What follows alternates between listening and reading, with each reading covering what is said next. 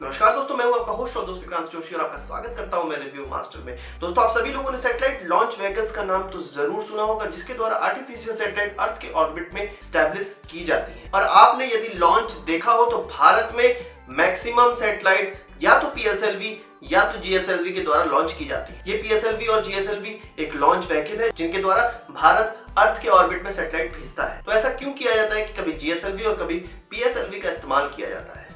क्या है इन दोनों के बीच का अंतर, चलिए जान लेते हैं।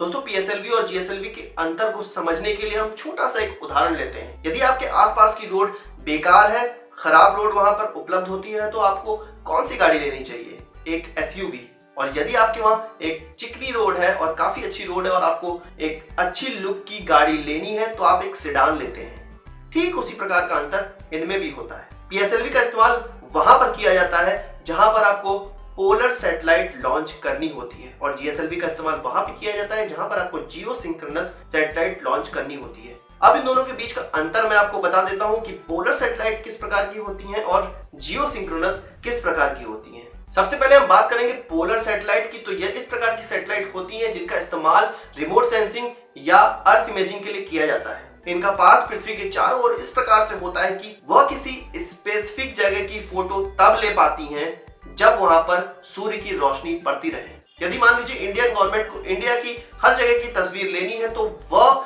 इस प्रकार की रिमोट सेंसिंग सैटेलाइट ऑर्बिट में बैठाएगा कि जब इंडिया में सूर्य की रोशनी पड़ती रहे तब जाके वह सैटेलाइट इंडिया के ऊपर आए और उसकी एक अच्छी तस्वीर ले पाए। तो इस प्रकार की सैटेलाइट को हम रिमोट सेंसिंग या अर्थ इमेजिंग सैटेलाइट्स कहते हैं। तो इस प्रकार की सैटेलाइट्स जिनके द्वारा लॉन्च की जाती है, जिन व्हीकल्स के द्वारा लॉन्च की जाती है, उसको पीएसएलवी कहा जाता है। अब पीएसएलवी के स्ट्रक्चर के बारे में बात करें तो इसके द्वारा मैक्सिमम जो पेलोड है, जितना लोड अंतरिक्ष में भेजा जा सकता है, वो है 1750 किलोग्राम।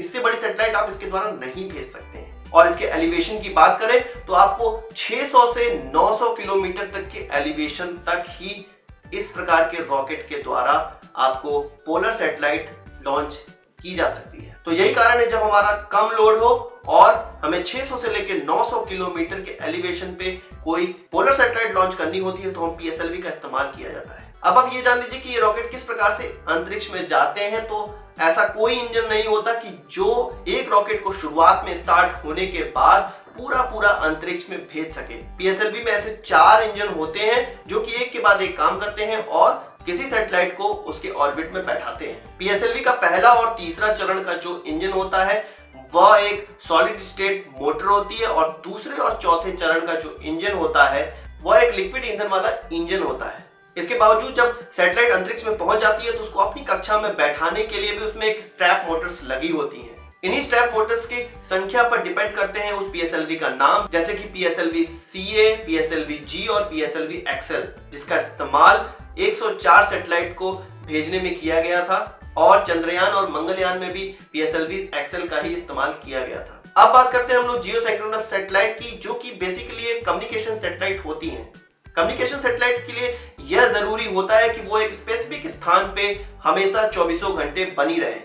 इसलिए सैटेलाइट की स्पीड अर्थ की रोटेशन की स्पीड के बराबर रखी जाती है कि जैसे जैसे अर्थ घूमता रहे वह सैटेलाइट भी अर्थ के साथ उतनी ही स्पीड से घूमती रहे।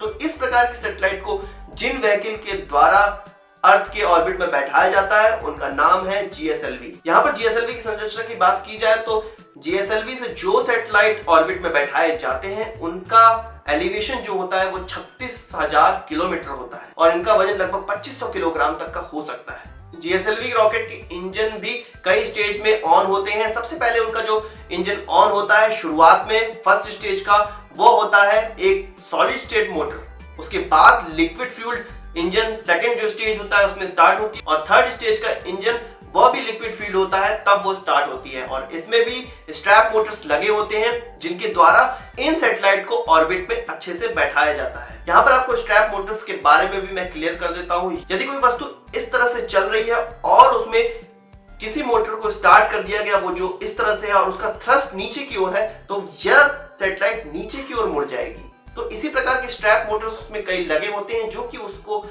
एक ऑर्बिट में बैठाने का वो काम करते हैं। इन्हीं स्ट्रैप मोटर की संख्या के आधार पर GSLV की भी नामकरण किए जाते हैं, जैसे कि MK1, MK2 या MK1+ और कई प्रकार के GSLV भारत ने डेवलप कर लिए हैं।